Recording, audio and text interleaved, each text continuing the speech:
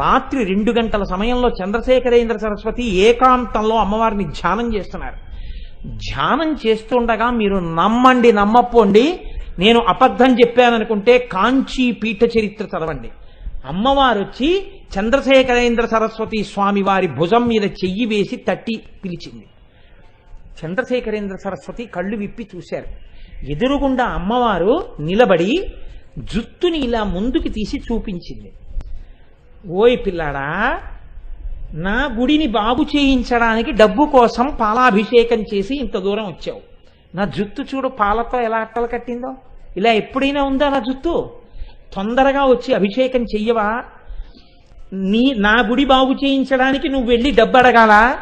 నన్ను అడిగితే నేను ఇవ్వనా అంది.